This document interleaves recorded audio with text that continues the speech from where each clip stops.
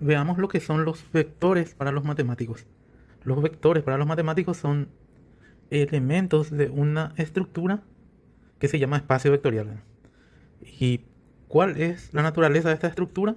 Esta estructura está formada por un grupo abeliano y un campo o cuerpo relacionados mediante una ley de composición. Primeramente podemos recordar lo que es un grupo abeliano. Un grupo abeliano es un conjunto no vacío junto con una aplicación o una operación interna que cumple esto. Que la operación es una aplicación que va de G cruz G en G. Es decir, que esta suma, esta operación de suma, si la aplico a cualquier par de elementos de G, entonces la suma de estos elementos están en G. Y además, como sabemos, para hacer un grupo debe cumplirse algunos axiomas, ¿no? Por ejemplo, la asociatividad. Vamos a ir enunciando acá. Toda terna de números, si yo hago esto, A más B más C, esto se cumple que es igual a A más B más C. O sea, la ley asociativa. Esto nos dice que es un grupo, en este punto ya es un semigrupo, cuando solamente cumple esto. Después también cumple que existe un único elemento neutro que llamaremos E, tal que E más cualquier elemento de G es igual al propio elemento. Es decir, en este caso nuestro E vamos a denotar normalmente como cero del grupo, ¿verdad? El neutro aditivo.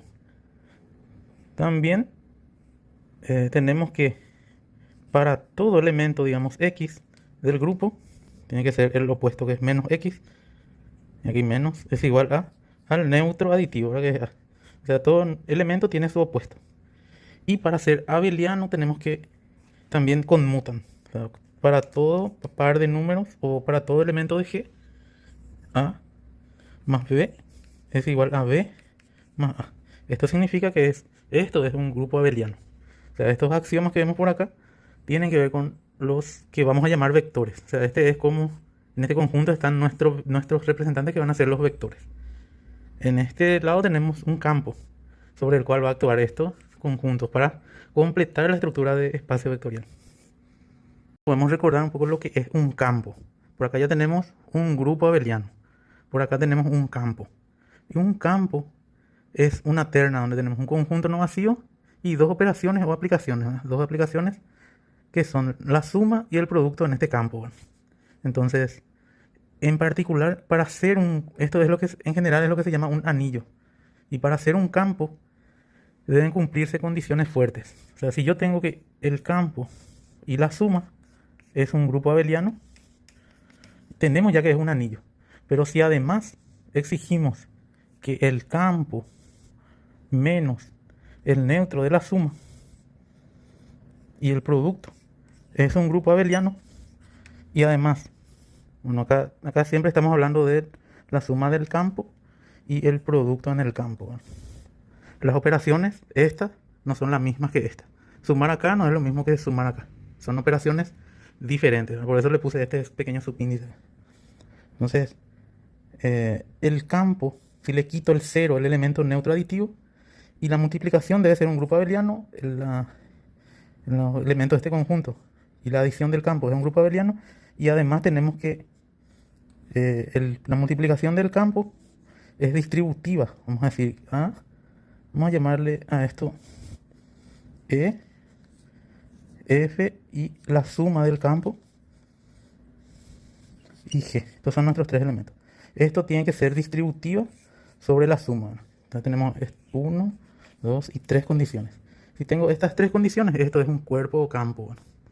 Entonces yo tengo acá un campo que es, como ven, una estructura bastante más compleja que el grupo, pero están vinculadas por por una tercera operación que es la multiplicación, que es la multiplicación escalar que le llaman, por ejemplo, en R, multiplicar por escalares a los vectores.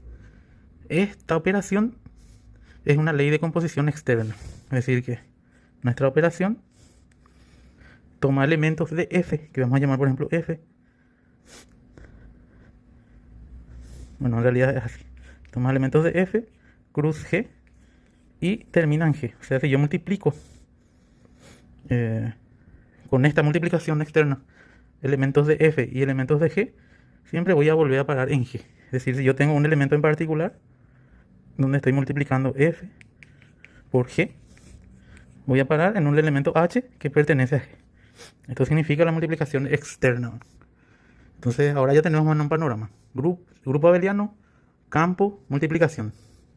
La multiplicación externa, o sea, el que relaciona el grupo con el campo. Entonces en base a esto vamos a enunciar los axiomas para un espacio vectorial. Y estoy acá con mi libro de Armando Rojo, Álgebra 2. Que no, me recuerda también de memoria esto. Estoy recordando acá los axiomas. Bueno, ahora tenemos los 5 primeros axiomas del A1 al A5 aseguran que G es un grupo abeliano. O sea, tenemos axiomas como que tenemos elementos neutros, todo eso, que tenemos el opuesto y todas esas cosas del grupo. Después tenemos el A6. El A6 nos dice que esta operación asterisco es una ley de composición externa, es decir, lo que decíamos, F por G termina en G. Después tenemos el A7, la propiedad pseudo asociativa o de composición mixta, nos dice que si yo tengo F y G en el campo y tengo, por ejemplo, A en el grupo, entonces F por G por A,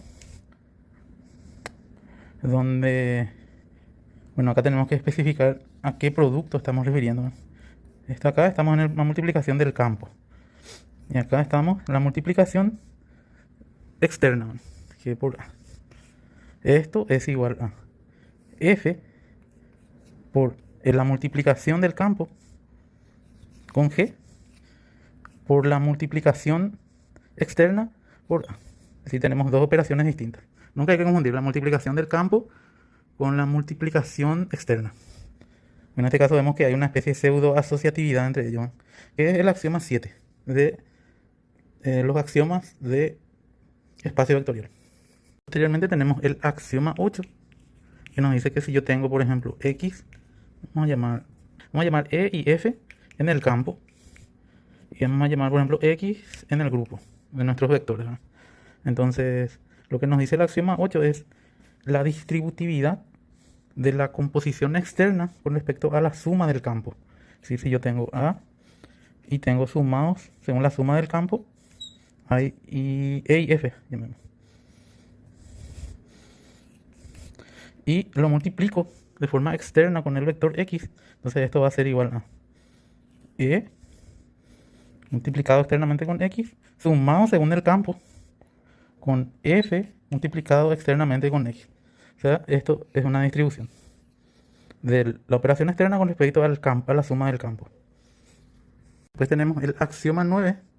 El axioma 9 nos dice que tenemos también una distributividad de este producto externo con respecto a la suma del grupo. Es decir, que tenemos que para todo X y en el grupo, y vamos a llamarle F en el campo, entonces se cumple esto, ¿no? Que pongamos F multiplicado externamente por X con la suma del grupo es igual a F multiplicado externamente por X más F multiplicado externamente por Y. Este es nuestro axioma 9. Y tenemos un último axioma que nos dice que el neutro multiplicativo en el campo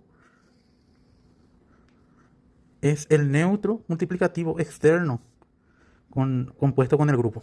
¿Qué significa esto?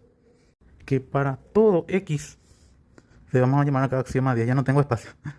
Para todo X en el grupo de vectores en este caso, tenemos que 1 por X es igual a X. Donde, o sea, 1 es el neutro multiplicativo de nuestro campo y por es la multiplicación externa.